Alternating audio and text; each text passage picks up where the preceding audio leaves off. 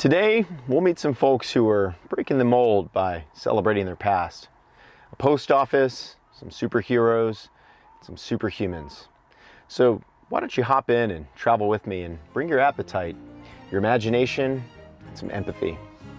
My name is JB Salceda, and this is Texas Country Reporter.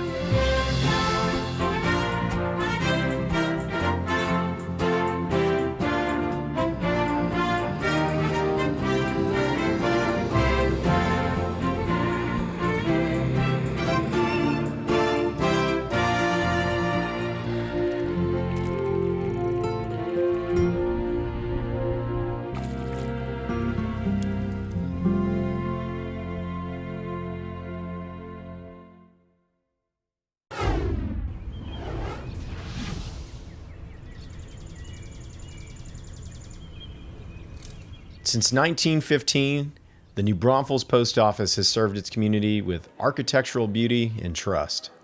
And here we are 100 years later, and this place still gets the local stamp of approval, but not for the cheap postage. It gets it for its perfect Pontchartrain. It was a post office until 1984, and so it had been pretty vacant for a long time, and they'd moved the post office to another location. So it was really fun for us to bring this post office back to all the locals that grew up here. You know, we'd hear it all the time. I used to come here with my parents or my grandparents, and you know, you'd see it when we first opened. They'd walk in and they'd tell their kids, that's where we used to check our mail. This is where we used to buy stamps. And it's been really fun to bring it back to the historic part of it, back to this community. Welcome to McAdoo's Seafood Company, the post office turned restaurant created by Pat and Becky Wiggins. Here, mail slots line the back of the oyster bar and blueprints of the building hang on the wall. In a way, it's a museum dedicated to New Braunfels' first post office, but it's one that also serves up some pretty good New Orleans-inspired cuisine.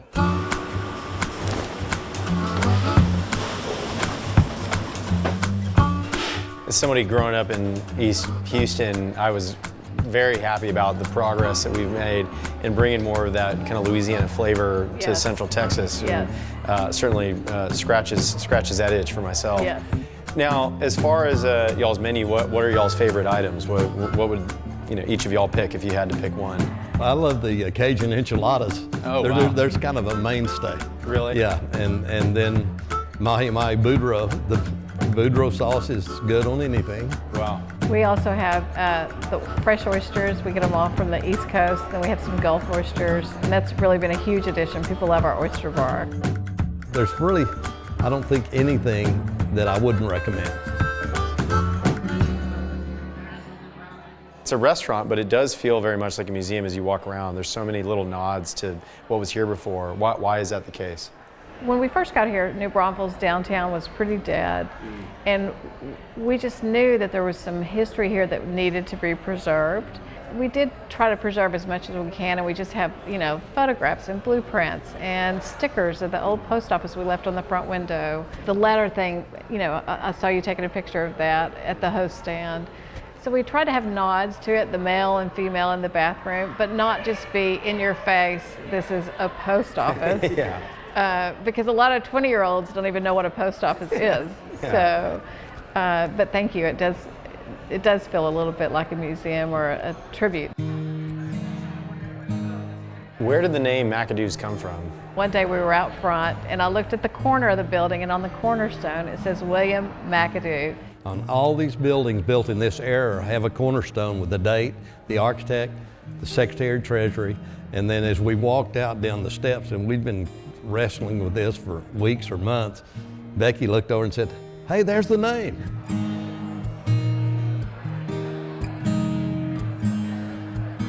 Quickly after William G. McAdoo commissioned the building of the New Braunfels Post Office, it became a central gathering place for the community.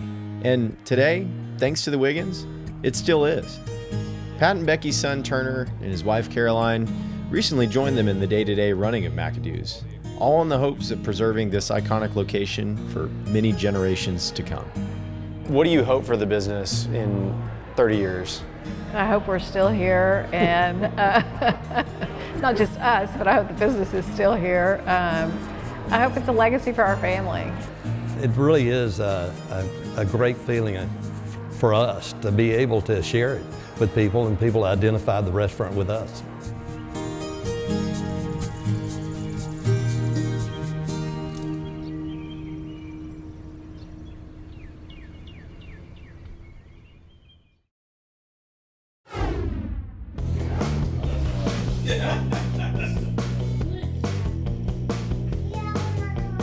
There's 4 different ages. All of the traditional superheroes that we have come to know and love that are part of, our pop culture. That was the golden age. Like the subterranean Batcave hidden beneath Wayne Manor or Doctor Strange's Sanctum Sanctorum, there are places that have become synonymous with Earth's mightiest heroes. And here in 3rd Ward, Houston, a small metal building is the not-so-secret lair, where Byron Canady is introducing people to a different set of superheroes. What would you say is unique about shopping here? It is unapologetically black. When you walk in the front door, you are met with comics, imagery, posters that speak to the community that we exist in, and also in a way that is welcoming and engaging for everyone.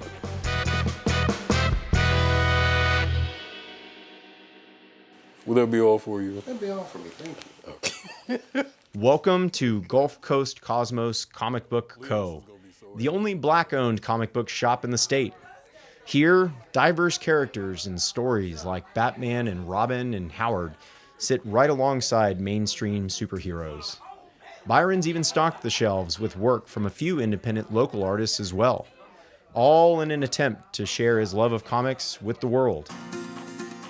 How did you get into comic books? One day, my dad came home with comic books for my brother and I. It opened a whole new door, so to speak, for me. Now, before we started recording, I admitted how little I knew about comics. Mm-hmm. So, how do you recommend somebody dive in that pool and get started? So we have these 5 questions, and the questions, like just on site, don't really make sense, but once you answer them, we're able to curate a book that's tailor-made for you. So the questions are, what are you currently reading, watching, listening to, eating, and drinking? All right. I'm currently reading Lon Taylor's Rambling Boy. It's a collection of stories about Texans from all over the state. Mm. I'm currently rewatching The Office. Okay. I'm currently listening to Charlie Crockett's new album. Okay. I'm currently eating, I had paella yesterday, and I had crickets the other day. What? Yeah. And then drinking, I had 2 Mai Tais last night. Well, it didn't take Byron very long to pick out the perfect comic just for me. I immediately knew that this was your book. Bear Pirate Viking Queen. All right. And while Bear Pirate Viking Queen might not be your thing exactly, he promises that Gulf Coast Cosmos has something for everyone. Awesome. I love it. There you go. What do you hope that people's experience is, regardless of who they are, when they leave here? Like, what do you hope that they walk away with? We hope that they see themselves. Regardless of your background, there is something here that will reflect you, and we want to celebrate that. One of the greatest comic book proverbs of all time says, "With great power comes great responsibility." Byron Canady saw the stories that could have been lost in unread pages and decided to do something about it. So while he might not have the costume, the car, or the gadgets, he's become a hero to these unsung voices. What does it feel like for you to sort of usher in these things that meant so much to you as a child to a new generation? I feel like Willy Wonka some days, because when they come into the shop, if they've never picked up a comic book for the first time and they're seeing themselves or a representation of themselves on the cover as the hero, saving the day. You can't quite put that into words, but you just have to see it. And once you see it for the first time, you want that over and over again. So it's always an amazing feeling.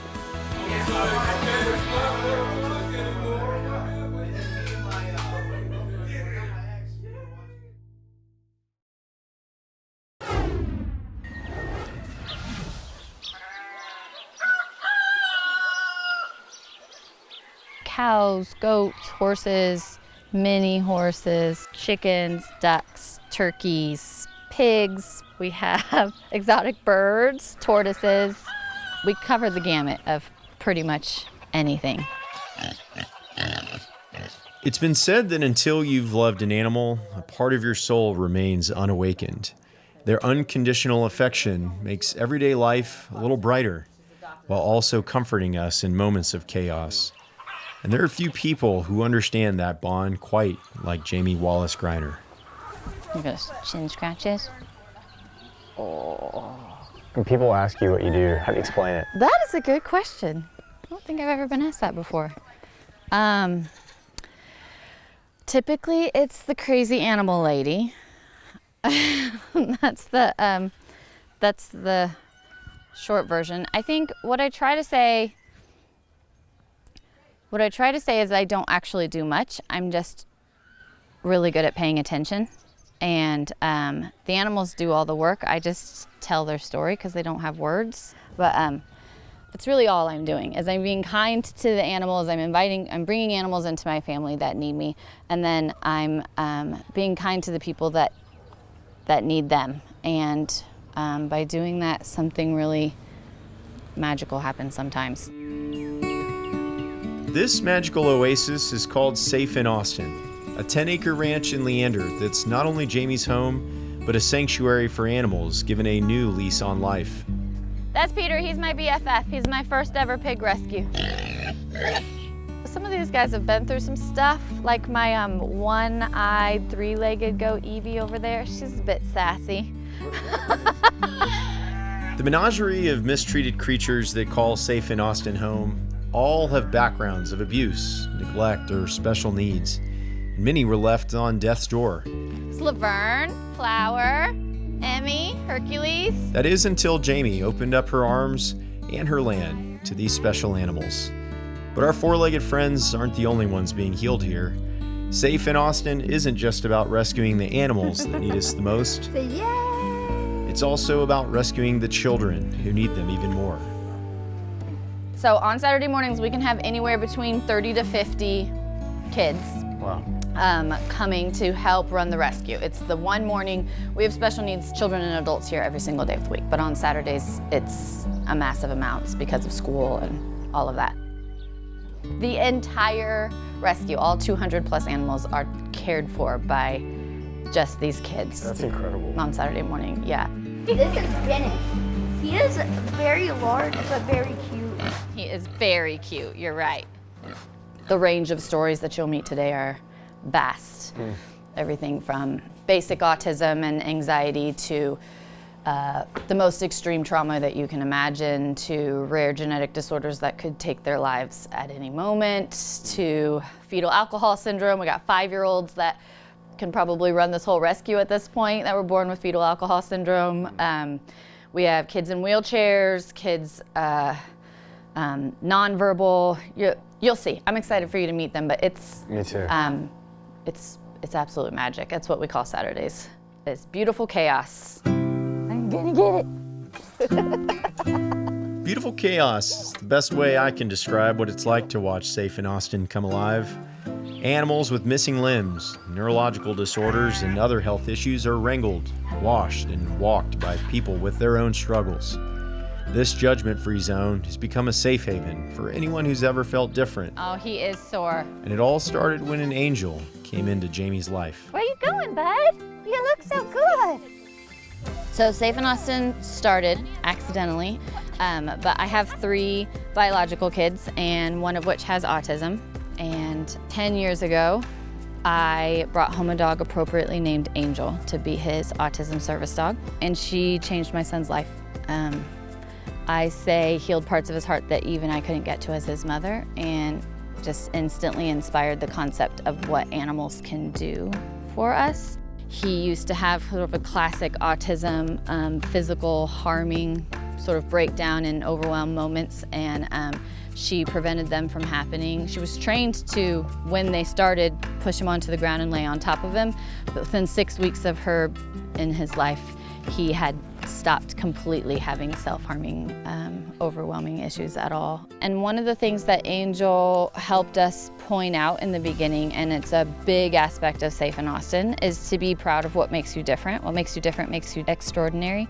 And so we've never shied away from that fact that he had autism. We used to talk about autism gave him some superpowers, and it also had its kryptonite. There are always going to be some good and some bad. And so being proud of it not being who you are, but a part of who you are, really sort of takes the pressure off of like just living with it in general and finding hope in the next day or the next moment. You got it, girl? What is your superpower, the super experience that you have that's made you so good at this? I'm not really sure. I just remember from as early as I can remember that I was the elementary school kid that wanted to be paired up with the special needs child that came into the room, and I was just, for some reason, born with an extremely empathetic heart. I didn't have any clue about rare genetic disorders and babies dying of things and fetal alcohol syndrome, and the amount of trauma that some of the children that have come to me have survived. It's just like unfathomable. It's a lot to bear, but also what a gift that these people are trusting me with their emotions and, you know, needs. And I mean, that's an honor. Obviously a lot of people don't know the experience of being a parent of a special needs child. And I was struck, I'm like kind of getting a lump in my throat right now. Like, it was, you see these kids out here like empowered, and you talked a lot about the sense of empowerment that they go from being cared for to caring for others. Mm-hmm. What is that like for you? What do you get out of it now? It's addicting. That's what I like to say. The comedic answer is that like 50% of my life is poop and 40% of it's begging for money, and I am not good at either one of those things. And then there's 10% of just the basic everyday chores, but 2% of it is magic. 2% of it is a connection and a change and something happening in somebody's heart that I think most people don't ever get to see in their whole lives. And that 2% is so addicting, and I want to experience it and share it and tell people how they can also experience it and provide it like as much as possible. There's a place nestled in the rolling hills in Leander where people rescue animals and animals rescue people. A simple ranch where Jamie has a simple mission: to make everyone feel like a superhero. How is Tina feeling right now? Hungry, really hungry. Here, health issues and past trauma are met with unconditional love, genuine connection, creating an environment that's saving lives and healing hearts. Crying might be my superpower, actually. I do it a lot. And almost everybody that meets me and does the tour hears all the stories. Definitely when they see with the kids and the animals together, everybody leaves here saying stuff like that, saying this is just not at all what they expected, and they can't go back to how they were before, and good. That's good. That's why we're here, Take something with you. I always say, soak up all of the hope and kindness that you possibly can while you're inside my gates, and take it with you outside where there's not as much. Come back for more when you need it.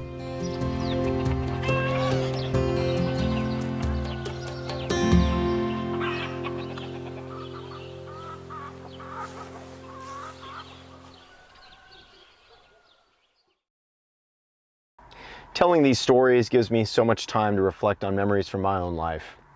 McAdoo's reminded me of all of the time my wife and I spent together running that logistics firm. We said it was like being married on hard mode, but we loved every second. And Gulf Coast Comics, well, that reminded me of Patrice, who gave me a copy of a Spider-Man comic book in 2nd grade. And finally, Safe in Austin reminded me of our little dog Carl, who passed away from osteosarcoma, but loved our family so much all the way until the end. I'm thankful for that time to reflect, and I hope you are as well. And I look forward to next week, when I hope you'll hop in and travel with me as we continue on this journey down the back roads of Texas. My name is JB Salceda, and this is Texas Country Reporter.